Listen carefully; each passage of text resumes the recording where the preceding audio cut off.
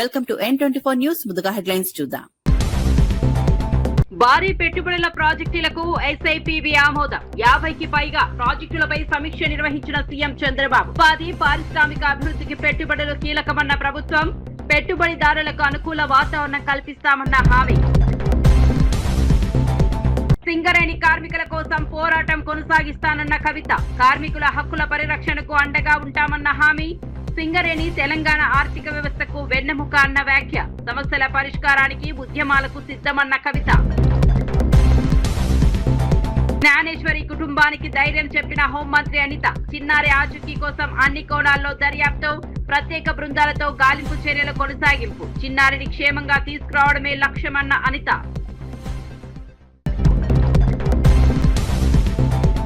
రాజకీయ కక్షతోనే బాల్కసుమన్ అరెస్ట్ అన్న బీఆర్ఎస్. చెంచల్గూడ జైలులో బాల్కసుమన్ ను పరామర్శించిన నేతలు.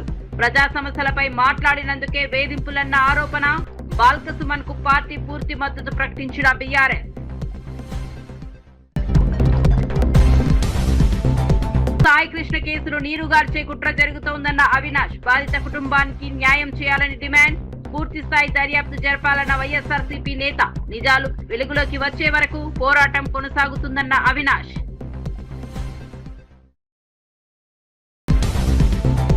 వార్త వివరాల్లోకి వెళ్తే, అమరావతిలో ముఖ్యమంత్రి చంద్రబాబు నాయుడు అధ్యక్షతన 18వ రాష్ట్ర స్థాయి పెట్టుబడుల ప్రోత్సాహక బోర్డు సమావేశం జరిగింది. ఇంధన, ఐటీ, ఎలక్ట్రానిక్స్, పర్యాటక, మౌలిక సదుపాయాలు, పరిశ్రమలకు సంబంధించిన కీలక ప్రాజెక్టులపై ఈ సమావేశంలో చర్చించారు.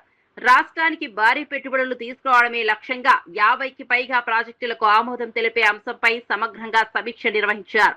సమావేశానికి మంత్రులు నారా లోకేష్, టీజీ భరత్, అచ్చెన్నాయుడు, అనగాని సత్యప్రసాద్, కందుల దుర్గేష్, పయ్యావుల కేశవ్, బీసీ జనార్దన్ రెడ్డి, సిఎస్ సాయి ప్రసాద్ తో పాటు వివిధ శాఖల ఉన్నతాధికారులు హాజరయ్యారు. రాష్ట్రంలో ఉపాధి అవకాశాల పెంపు, పారిశ్రామిక అభివృద్ధి, మౌలిక సదుపాయాల విస్తరణకు ఈ పెట్టుబడులు దోహదపడనున్నాయని అధికారులు తెలిపారు. పెట్టుబడిదారులకు అనుకూల వాతావరణం కల్పించేందుకు ప్రభుత్వం కట్టుబడి ఉందని తెలిపారు.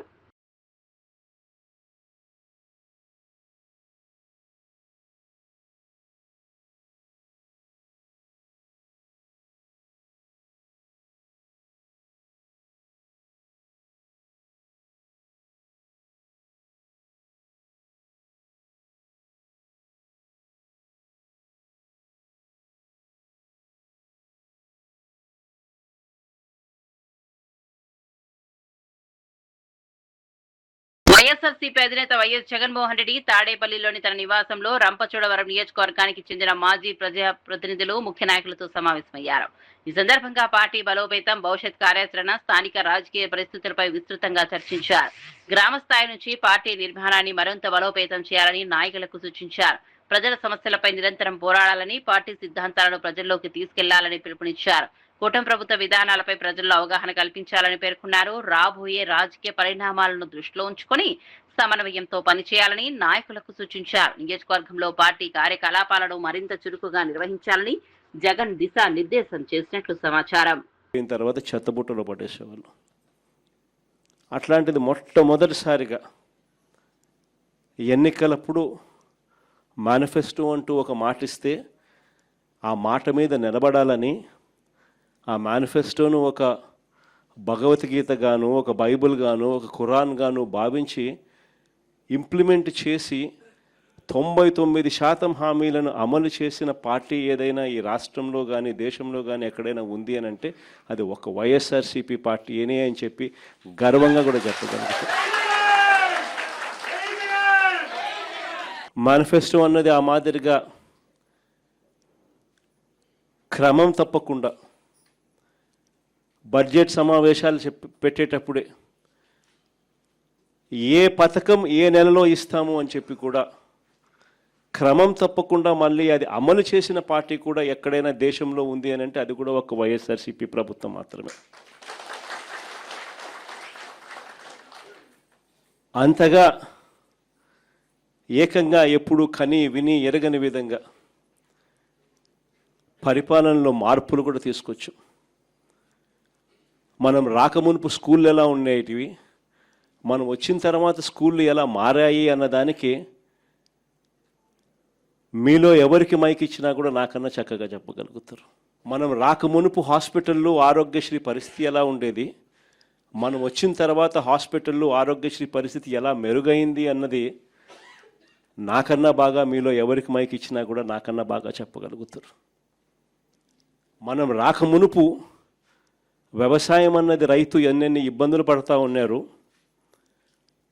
మనం వచ్చిన తర్వాత రైతు ఏ విధంగా బాగుపడ్డాడు అన్నది నాకన్నా బాగా మీలో ఎవరికి మైక్ ఇచ్చినా కూడా చక్కగా చెప్పగలుగుతారు. మనం రాకమునుపు గ్రామ స్థాయిలో పరిపాలన అన్నది అందక, ఇంటికే వచ్చే పరిపాలన కథ దేవుడెరుగు, పరిపాలనలో అందక, ఏ పథకము అందక. ఆక్వా రంగంపై మాజీ ప్రభుత్వ విధానాలను విమర్శిస్తూ ఎంఏ షరీఫ్ తీవ్ర వ్యాఖ్యలు చేశారు. గత 5 ఏళ్లలో ఆక్వా రైతులను మోసం చేసి రంగాన్ని సంక్షోభంలోకి నెట్టారని ఆరోపించారు. ధరల సమస్యలపై కుల రాజకీయాలు చేయడం సరికాదని పేర్కొన్నారు. ఆక్వా రైతుల ప్రయోజనాల కంటే రాజకీయ లాభాలకే ప్రాధాన్యమిచ్చారని విమర్శించారు. రాష్ట్రంలో ఆక్వా రంగం వేలాది కుటుంబాలకు జీవనాధారమని, వారికి స్థిరమైన ధరలు, మార్కెట్ భరోసా కల్పించాల్సిన బాధ్యత ప్రభుత్వాలపై ఉందన్నారు. రైతులు ఎదుర్కొంటున్న సమస్యలను పరిష్కరించకుండా పరస్పర ఆరోపణలతో కాలం గడపడం దురదృష్టకరమని పేర్కొన్నారు. ఆక్వా రంగ పునరుద్ధరణకు స్పష్టమైన కార్యాచరణ అవసరమని, రైతుల నష్టాలను తగ్గించే విధానాలు అమలు చేయాలని డిమాండ్ చేశారు. ఆ రకంగా ఎకరానికి 70,000 రూపాయలు మీ హయాంలో నిరంతరంగా క్వాలిటీ కరెంట్ ఇవ్వలేకపోవటం మూలంగా మరి ఆనాడు ఎకరానికి 70,000 రూపాయలు డీజిల్ కోసం వెచ్చించి రైతులు నష్టపోయారు. అది ఒక భారంగా మారిందనే విషయాన్ని కూడా ఈ సందర్భంగా గమనించాల్సిందిగా మనం చేస్తున్నా. మీరు ఏవైతే సబ్సిడీ రూపంలో 1,800 కోట్ల రూపాయలు డిస్కులకి మీరు బకాయి పెట్టి ఆ డిస్కులు కూడా డబ్బులు ఇవ్వకుండా, మీరు ఆ డిస్కులకి ఆర్థిక పరంగా ఆ సబ్సిడీ మొత్తాన్ని ఇవ్వకుండా మీరు ఆ డిస్కులు కూడా హ్యాండ్ ఇచ్చారు, ముందు చేయి చూపెట్టారు. కాబట్టి ఈనాడు వైఎస్ఆర్సీపీ సర్కారులో మరి ఆనాడు 240 రూపాయలు మద్దతు ప్రకటించారు.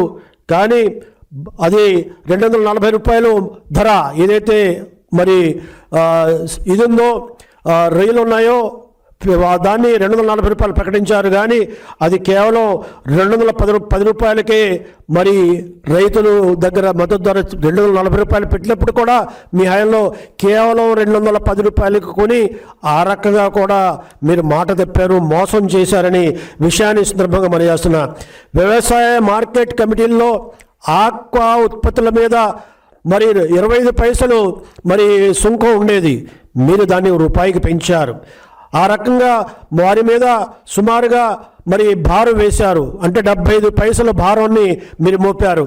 ఏదైతే నీటిని ఆక్వా రైతులు వాడుకుంటారో 1000 లీటర్ల నీటిని 12 రూపాయలు ఉంటే మీరు 120 రూపాయలు పెంచిన విషయం వాస్తవం కాదా? ఆ రకంగా ఆక్వా రంగాన్ని మరి రైతుల మీద మీరు మోపిన భారం మూలంగా వాళ్ళు లాభాలు పోయి నష్టాల్లో మరి ఉండిపోయిన పరిస్థితిని కూడా ఈ సందర్భంగా గమనించాల్సిందిగా మనం చేస్తున్నా. అమెరికా మరి విధించిన 26% దిగుమతి సుంకం నుండి ఆక్వా రైతులు మరి ఏదైతే ఎగుమతి చేయవలసిన మరి ఉన్నాయో, రొయ్యలు ఉన్నాయో వాటి వల్ల ఇబ్బంది పడుతుంటే కేంద్ర ప్రభుత్వానికి ఉత్తర్వులు రాసి ఆ రకంగా ఎగుమతులు నిలిచిపోకుండా మరి ఈ కూటమి ప్రభుత్వం ప్రధానమంత్రి గారి జోక్యంతో మరి ఏవైతే మరి రొయ్యలు ఉన్నాయో మరి విదేశాలకి, ముఖ్యంగా అమెరికాకి మరి ఎగుమతి అయ్యే రకంగా మా ప్రభుత్వం చర్యలు తీసుకున్న విషయాన్ని కూడా ఈ సందర్భంగా గమనించాల్సిందిగా మనం చేస్తున్నాం. కాబట్టి ఈనాడు ఏదైతే కుటుంబ ప్రభుత్వం రాగానే చంద్రబాబు నాయుడు గారు వెంటనే మరి కేంద్ర ప్రభుత్వానికి రాయటం మూలంగా ఈనాడు ప్రాను మరి కనీసం 220 రూపాయలు ధర పలికే రకంగా, ఎగుమతి ధర పలికే రకంగా మేము కృషి చేసి ఆ రకంగా ఆక్వా రైతుల్ని ఆదుకున్నామనే విషయాన్ని కూడా ఈ సందర్భంగా మనవి చేస్తున్నా. సింగరేణి బాయిబాట కార్యక్రమంలో భాగంగా రామగుండం ఓసీపీ 3 వద్ద నిర్వహించిన భారీ గేట్ మీటింగ్ లో టీఆర్ఎస్ అధినేత్రి కల్వకుంట్ల కవిత పాల్గొన్నారు. ఈ సందర్భంగా సింగరేణి కార్మికులను ఉద్దేశించి ప్రసంగించిన ఆమె కార్మికుల సమస్యల పరిష్కారం కోసం ఎప్పుడూ ముందుంటారని హామీ ఇచ్చారు. సింగరేణి సంస్థ తెలంగాణ ఆర్థిక వ్యవస్థకు వెన్నెముక లాంటి సంస్థ అని పేర్కొన్నారు. కార్మికుల సంక్షేమం, ఉద్యోగ భద్రత, వేతనాల అంశాల్లో ప్రభుత్వం మరింత బాధ్యతగా వ్యవహరించాలని కోరారు. కార్మికుల హక్కుల పరిరక్షణ కోసం అవసరమైతే ఉద్యమాలకు కూడా సిద్ధమని తెలిపారు. సింగరేణి ప్రాంతాల్లో ప్రజలు ఎదుర్కొంటున్న సమస్యలను తెలుసుకునేందుకు బాయబాట కార్యక్రమం నిర్వహిస్తున్నామని వెల్లడించారు. రూపాయలు సంవత్సరానికి నష్టం వస్తూ ఉంది ఈపీ ఆపరేటర్లకు అని చెప్పినారు. అందుకనే క్షమించమని మిమ్మల్ని కోరుతూ మళ్ళీ ఆ హక్కును పొందే విధంగా మీ తరఫున నిలబడి మాట్లాడి సాధించుకొస్తానని కూడా మీకు నేను మాట ఇస్తూ ఉన్నాను. అదేవిధంగా కంపెనీ దగ్గర బోలెడన్ని డబ్బులు ఉంటాయి, కానీ వెహికల్స్ మాత్రం అన్ని పాతయే ఉంటాయి. మనకు కావాల్సింది ఆ కొమెట్ కంపెనీది ప్రైవేట్ వెహికల్స్ కావాలి, కానీ వీళ్ళేమో ప్రభుత్వ సంస్థ నుంచి కొంటున్నామని బిఎంఎల్ వెహికల్స్ కొంటూ ఉంటారు. వాటికి అంత పర్ఫార్మెన్స్ లేదు. అది కూడా కొని నాకు తెలిసి 9 ఏళ్ళు అయిపోయింది. అప్పటి నుంచి ఇప్పటి వరకు కొత్త వెహికల్స్ అన్నవి కొన్నటువంటి పరిస్థితే లేదు. కాబట్టి కంపెనీని నేను డిమాండ్ చేస్తూ ఉన్నా, ఈపీ ఆపరేటర్స్ అంటే వాళ్ళకి ప్రాణ సంకటం ఉంటుంది. మొన్న ఈ మైన్ మీద కూడా ఆ ఓవర్ ఆయిలింగ్ చేసి ఒక షవల్ కాలిపోయింది. ఇంకొక మైన్లో కూడా సేమ్ యాక్సిడెంట్ జరిగింది. అటువంటి యాక్సిడెంట్ జరగకుండా, యాక్సిడెంట్ జరుగుతున్నప్పుడు మీరు ఉండడమే 20 మీటర్ల పైన ఉంటారు కాబట్టి ఆడికెళ్ళి కిందకు దూకి కాళ్ళు చేతులు పోగొట్టుకున్నటువంటి ఈపీ ఆపరేటర్స్. మొన్న హాస్పిటల్కి పోతే ఒక వ్యక్తికి ఈపీ ఆపరేటర్కే యాక్సిడెంట్ అయితే సంవత్సరం అయింది, కోమాలకెళ్ళి బయటికి రాలే. హై రిస్క్ జాబ్ కాబట్టి ఖచ్చితంగా మెషినరీ బాగుండాలి, పాత మెషినరీని వాడొద్దు. డెఫినెట్గా కార్మికులు కోరుకున్నటువంటి మంచి కంపెనీ నుండి మెషినరీ ఖరీదు చేయాలని కూడా సింగరేణి యాజమాన్యాన్ని నేను డిమాండ్ చేస్తూ ఉన్నాను. రేపటి నాడు మీ దయతోని హెచ్ఎంఎస్ గుర్తింపు సంఘంగా వస్తే ఖచ్చితంగా కొత్త మెషిన్స్ కొనడానికి మనకి ఏదైతే హైరింగ్ ప్రాసెస్లో స్టార్టింగే డి గ్రేడ్ నుండి చేస్తున్నారు, అట్లా కాకుండా పెద్ద గ్రేడ్ నుండి చేసుకొని హైరింగ్ టైం బౌండ్గా మనకు ప్రమోషన్స్ రావడానికి మా వంతుగా ప్రయత్నం చేస్తాం. ప్లే డేలు ఏవైతే అన్ఫార్చునేట్లీ పోయినాయో వాటిని కూడా తీసుకొచ్చేటటువంటి ప్రయత్నం చేస్తా అని చెప్పి మీకు మాట ఇస్తూ ఉన్నా. ఇంకొక మాట, మరి ఓపెన్ కాస్ట్ అంటేనే దుమ్ము, చాలా ధూళి ఎండ వస్తుంటేనే ఆ దుమ్ము చూస్తుంటేనే మాకే భయమైంది. కానీ ఇప్పటి వరకు కూడా ఆ వాటర్ ట్యాంకర్స్ ఏవైతే వాటర్ కొట్టాలనో కరెక్ట్గా ఉండవు, అది మీ అందరికి కూడా తెలుసు. దాన్ని ఇంక్రీజ్ చేయాలి. మరి ఎందుకన్నా వాటర్ ట్యాంకర్స్ కొట్టారంటే అవన్నీ కూడా గెలిచిన సంఘం వాళ్ళు పెట్టుకునేటటువంటి మనుషులు ఉంటారు కాబట్టి వాళ్ళు గంట సేపు పనిచేసి పోతారు, తర్వాత దుమ్ము ధూళి వస్తూ ఉంటుంది ఓపెన్ కాస్ట్లో అని అన్న వాళ్ళంతా చెప్తున్నారు. సో మేము మాత్రం మాట ఇస్తున్నాం, హెచ్ఎంఎస్ గెలిచినా కూడా ఖచ్చితంగా పనిచేసే వాళ్ళే ఉంటారు వాటర్ ట్యాంకర్స్లో కూడా. నన్ను మా హెచ్ఎంఎస్ వాళ్ళు తిట్టుకున్నా సరే, కానీ గెలిచినామని చెప్పి పనెగ్గొట్టి పోవద్దు దయచేసి. ఇక్కడ కార్మికులతో పని చేసుకుంటూ నాయకత్వం వహిస్తేనే కార్మికుడికున్న కష్టం తెలుస్తుంది. కాబట్టి అటువంటి సంఘంగా మనందరం ఉండాలని కూడా నేను చాలా బలంగా కోరుకుంటా ఉన్నా. మీ అందరితో ఇంకొక మాట కూడా చెప్తున్నా, నేను తెలంగాణ ఉద్యమ సందర్భంలో కూడా సింగరేణి వాళ్ళతోనే ఉన్నా. అధికారంలో ఉన్నప్పుడు కూడా నేను కార్మికుల పక్షాన ఉన్నా, కొన్ని గుంటనక్కలు కాంట్రాక్ట్ పక్షాన ఉన్నాయి, కాంట్రాక్టర్ల పక్షాన. ఇప్పుడు నేను ప్రతిపక్షంలో ఉన్న కారణాలు ఏదన్నా కానీ నేను బీఆర్ఎస్ నుండి విడిపోయిన తర్వాత సపరేట్గా తెలంగాణ రక్షణ సేన అని పార్టీ పెట్టుకున్న తర్వాత ఇప్పటి వరకు గత సంవత్సరంన్నర కాలంలో ఈ రాష్ట్రంలో ఏ ప్రతిపక్షాలు చేయనన్ని పోరాటాలు కంటిన్యూస్గా చేస్తున్నాం. మీకు గుర్తుండుంటుంది, ఒక 3-4 నెలల కింద సింగరేణి భవన్ ముట్టడికి నేను రియాజ్ అన్న పోయినాం. ఆ రోజు ముట్టడి చేసినందుకు ఒకసారి మెడికల్ బోర్డు పెట్టారు, ఒకసారి.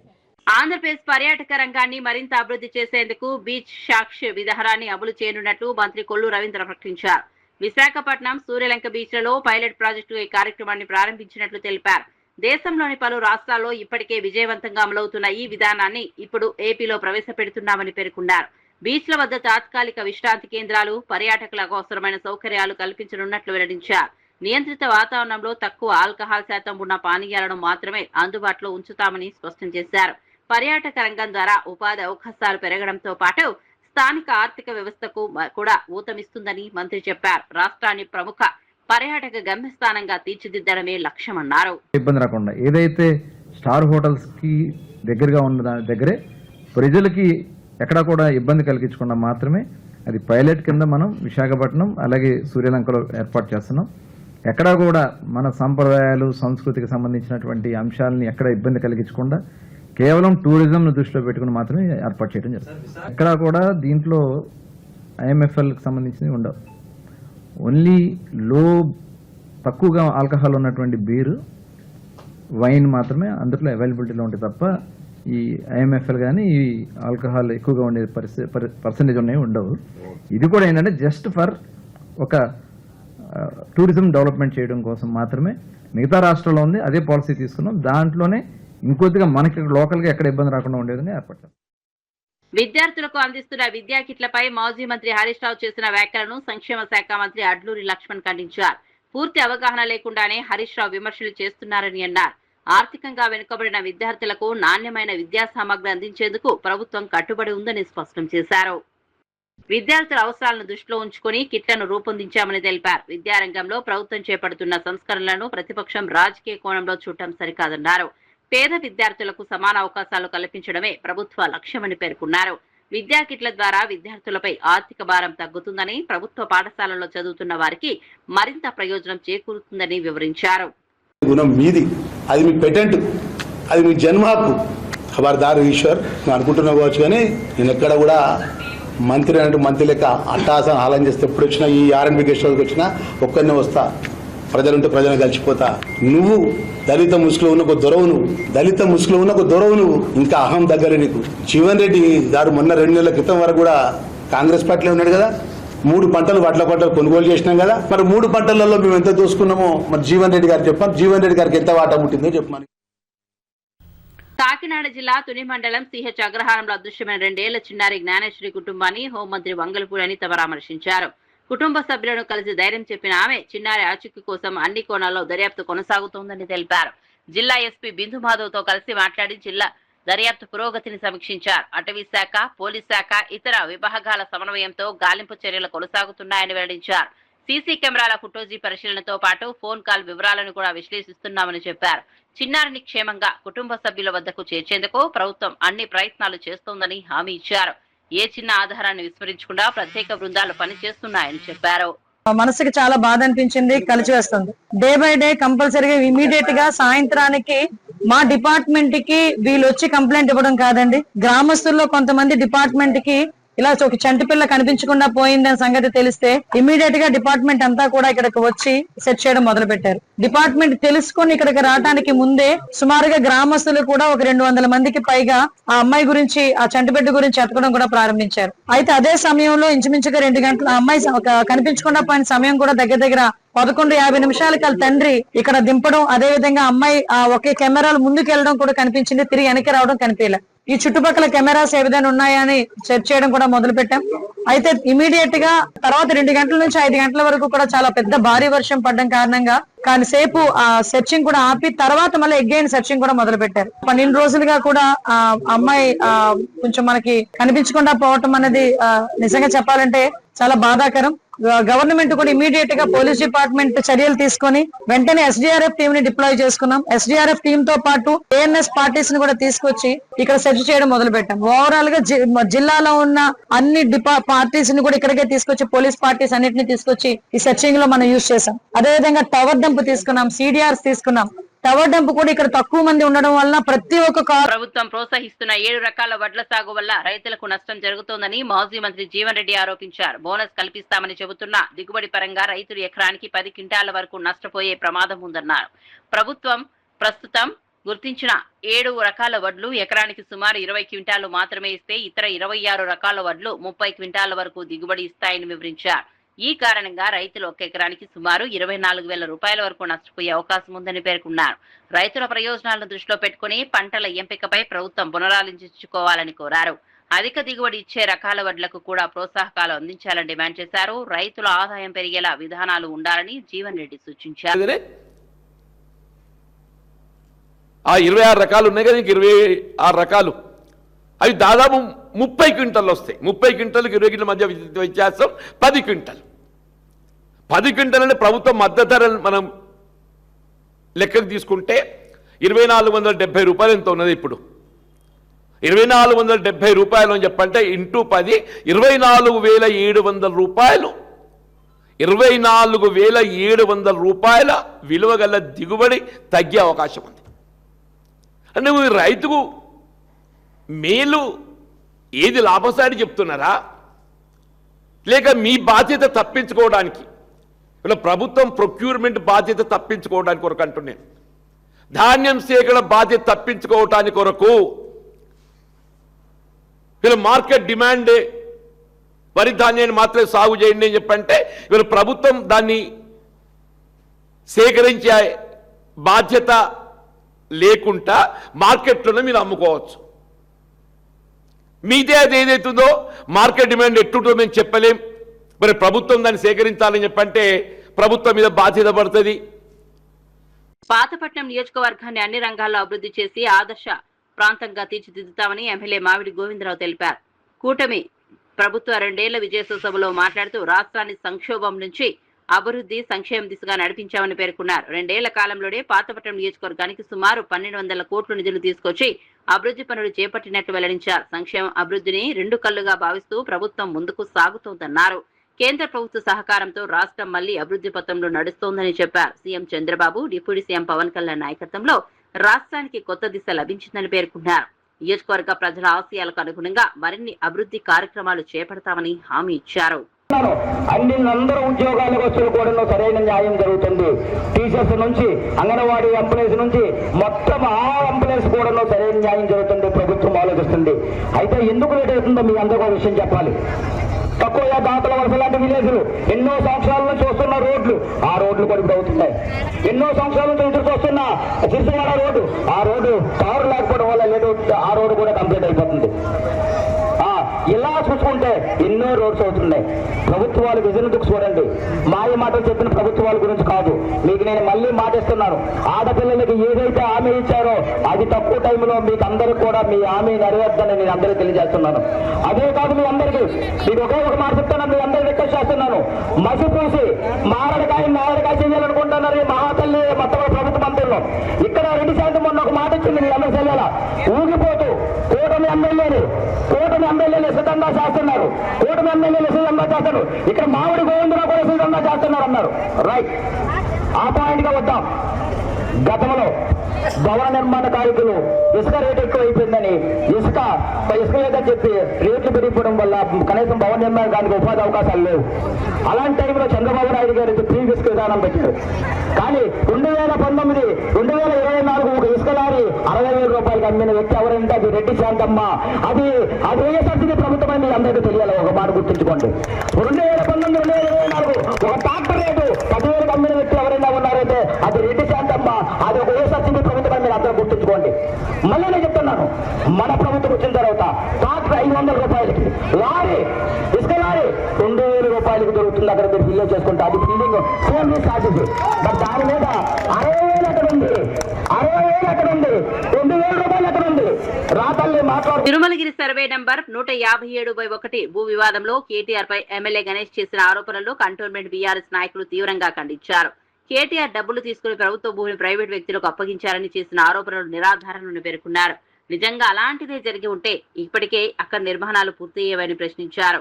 8 ఎకరాల ప్రభుత్వ భూమిని కాపాడేందుకు న్యాయ పోరాటంతో పాటు ప్రజా ఉద్యమాలు కూడా కొనసాగిస్తామని స్పష్టం చేశారు. ప్రభుత్వ భూములను కాపాడాల్సిన ప్రజా ప్రతినిధులే ప్రైవేట్ వ్యక్తులకు అనుకూలంగా వ్యవహరిస్తున్నారని ఆరోపించారు. ఎమ్మెల్యే గణేష్ ఈ వ్యవహారంలో తన పాత్రపై ప్రజలకు సమాధానం చెప్పాలని డిమాండ్ చేశారు. ప్రభుత్వ ఆస్తులను రక్షించేందుకు పోరాటం కొనసాగుతుందని బీఆర్ఎస్ నేతలు తెలిపారు. ఫోటోలు దిగి ఆ తర్వాత జేసీబీ గాయం, రేపో మాపో వర్షాకాలం వస్తుంది, ఏమీ పనులు కాలేదు, దాని గురించి మాట్లాడాడు. నిశ్శబ్దం. నీ డ్రామాలు ఎంత మంచిగా ఉంటాయో మాకు తెలుసు. మీ కాంగ్రెస్ నాయకులతోనే నన్ను చంపడానికి ప్రయత్నం చేస్తుర్రు, నాకు సెక్యూరిటీ కావాలి అని ఎంత పెద్ద డ్రామా చేసినావో మాకు తెలియదా? పెద్ద డ్రామా ఆర్టిస్ట్ శ్రీ గణేష్. నువ్వు ప్రజలకు పనికొచ్చే పని చేయి. నువ్వు ఖర్చు పెట్టిన 2,000 రూపాయలు వసూలు చేయాలని ఆ 8 ఎకరాల భూమిని అమ్మకు. ఇలా మేము ఛాలెంజ్ చేస్తున్నాం, బరాబర్ చెప్తున్నాం 12 రోజుల నుంచి. ఇంకొకటి, ఇప్పుడు కేటీఆర్ గారి మీద ఆరోపణ చేసిండు. ఆరోపణ చేస్తే ఇప్పుడు అమ్ముడు పోయినోడు ఏం చేస్తాడు? అమ్ముడు పోయినోడు మాట్లాడాడు, కొట్లాడాడు. శ్రీ గణేష్ అదే చేసిండు. 10-12 రోజులు ఒక్క మాట మాట్లాడలే.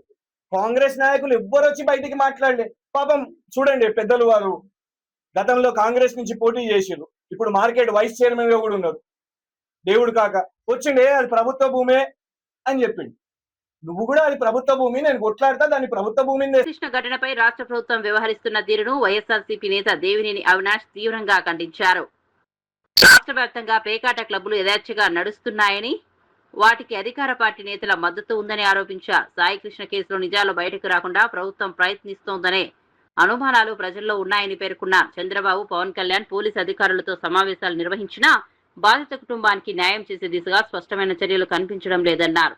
సిఐని సస్పెండ్ చేయడమే పరిష్కారం కాదని, అసలు ఘటనపై పూర్తిస్థాయి దర్యాప్తు జరిపి బాధ్యులను శిక్షించాలని డిమాండ్ చేశారు. బాధిత కుటుంబానికి న్యాయం జరిగే వరకు వైఎస్ఆర్సీపీ పోరాటం కొనసాగుతుందని అవినాష్ స్పష్టం చేశారు. మట్టి అక్రమంగా తరలిస్తుంటే ఏ ఒక్కరు గారు మాట్లాడట్లేదు. అదేవిధంగా గంజాయి కానివ్వండి, తెలుగుదేశం పార్టీ నాయకులు కనుసైగలతోనే వాళ్ళ ఆధీనంలోనే ఈ యొక్క గంజాయి స్మగ్లింగ్ అని అన్ని గారు జరుగుతున్నాయి. దానికి ఈరోజు మొత్తం పోలీస్ వ్యవస్థ, విజయవాడ నగర పోలీస్ వ్యవస్థ వాళ్ళకి పూర్తిగా సహకరిస్తున్నారని చెప్పని ఈ యొక్క సందర్భంగా చెప్పుతున్నాను. నిర్మోహమాటంగా చాలా సందర్భాల్లో బయటికి గారు వచ్చింది, స్థానిక ఎంపీ మనుషులే ఈ గంజాయిలో కానివ్వండి, ప్యాకెట్లో కానివ్వండి వాళ్ళ మనుషులే ఉన్నారని చెప్పని బయటకు వచ్చింది. వాళ్ళ మీద ఎందుకు యాక్షన్ తీసుకోవట్లేదు? వాళ్ళ మీద ఎందుకు కేసు కట్టట్లేదు? చెంచల్గూడ జైల్లో రిమాండ్ ఖైదీగా ఉన్న మాజీ ఎమ్మెల్యే బాల్కసుమన్ ను మాజీ మంత్రులు సవితా ఇందారెడ్డి, శ్రీనివాస్ గౌడ్ పరామర్శించారు. ములాఖత్ ద్వారా ఆయన ఆరోగ్య పరిస్థితి, జైల్లో ఉన్న పరిస్థితులను తెలుసుకున్నారు. రాజకీయ కక్ష సాధింపులో భాగంగానే బాల్కసుమన్ పై కేసులు నమోదు చేసి జైలుకు పంపించారని బీఆర్ఎస్ నేతలు ఆరోపించారు. సింగరేణి అంశంపై చేసిన వ్యాఖ్యలను సాకుగా చూపించి ప్రభుత్వం వేధింపులకు పాల్పడుతోందని విమర్శించారు. ప్రజా సమస్యలపై మాట్లాడే నేతలను అణిచివేయడానికి అధికార పార్టీ ప్రయత్నిస్తోందని ఆరోపించారు. పార్టీ నాయకులు, ప్రజాప్రతినిధులు వరుసగా జైల్లో కలుసుకుని సంఘీభావం వ్యక్తం చేస్తున్నారని తెలిపారు. కిషన్ రెడ్డి గారికి లెటర్ రాస్తే కిషన్ రెడ్డి గారు ఏం చేయాలి? కేంద్రానికి పంపాలా? సిబిఐయా, ఈడీయా, లేకపోతే విజిలెన్సా? ఎంక్వైరీ చేయాలి. సొంత సంస్థతోనే ఎంక్వైరీ చేయాలి. కరెక్ట్గా చూడండి. తీసుకొచ్చి సుమన్ తప్పు మాట్లాడుతున్నారు, అబద్ధాలు ఎంక్వైరీ చేయించాలని చెప్పారు. వీళ్ళు ఎంక్వైరీ చెప్పియరు, మళ్ళీ ఉల్టా state government case central government పంపుతుంది. అంటే మీరు కలిసి మొత్తం అమ్ముకోండి, ఎవరు మాట్లాడొద్దని చెప్పండి. ఇది ప్రజాస్వామ్యంలో ఉండదు, దేశంలో ఉండదు. ఇట్లా వేరే మాజీ మంత్రి వర్లు అట్లాగే నేను, నాతో పాటు అడ్వకేట్ గారు అందరు కలిసి సుమన్ గారిని కలవడానికి రావడం జరిగింది.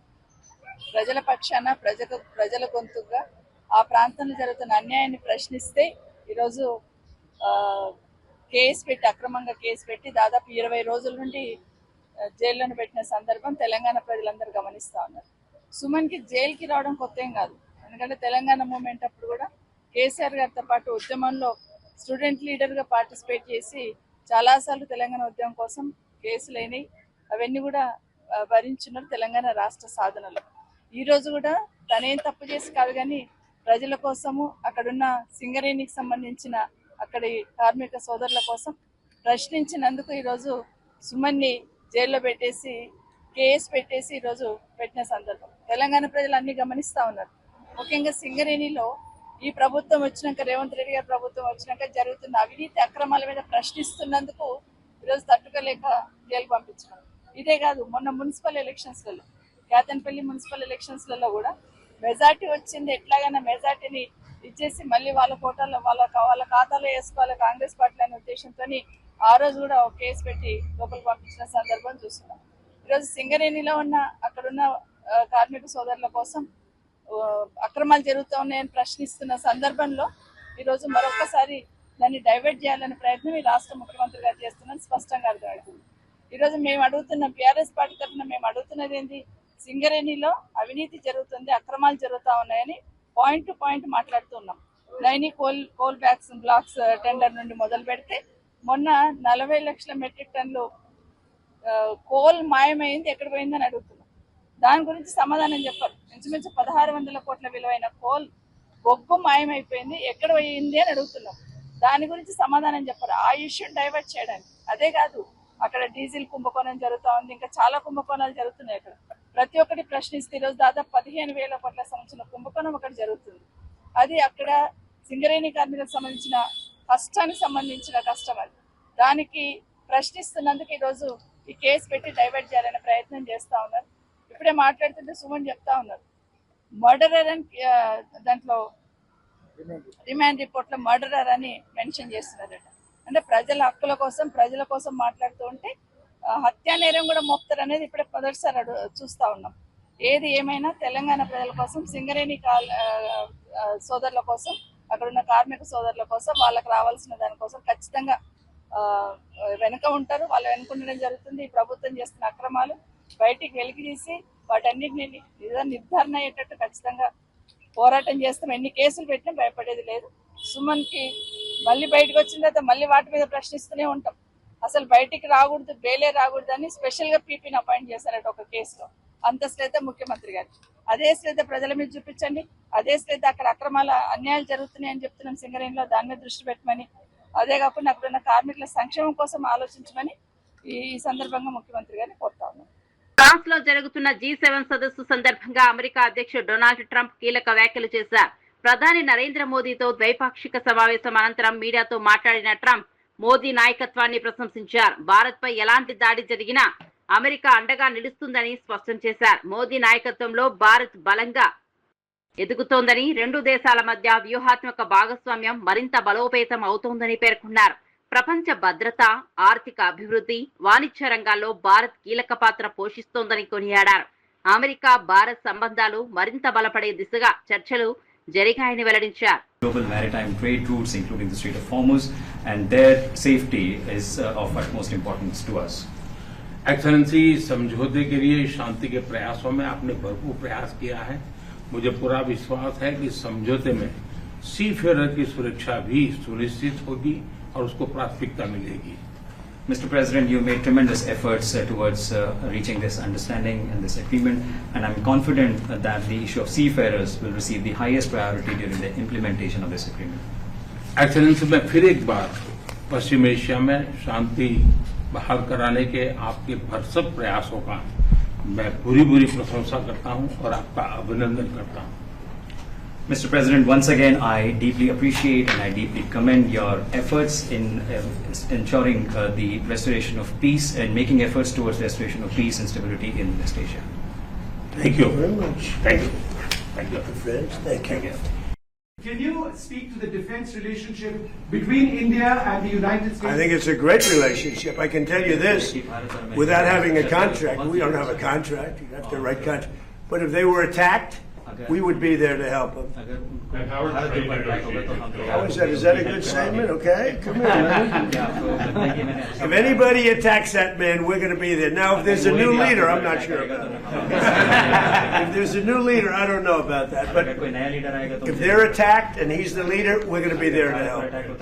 And we have, and I will say this, and everybody says it. I had a great meeting 3 weeks ago with President Xi of China. We have the strongest military in the world by far, and I built it in my first term, and we're using it in my second term, and they gave some of it away stupidly in Afghanistan, as you know, and they spent a lot on Ukraine, $350 billion, but we have the most powerful military in the world. Excellency, आप जानते हैं कि maritime trade की दुनिया में भारत के लाखों सी Ferrer आज दुनिया के अलग अलग समुद्र में अपनी सेवाएं दे रहे हैं, विश्व की प्रगति में बहुत बड़ा योगदान दे रहे हैं और मैं समझता हूं कि उनकी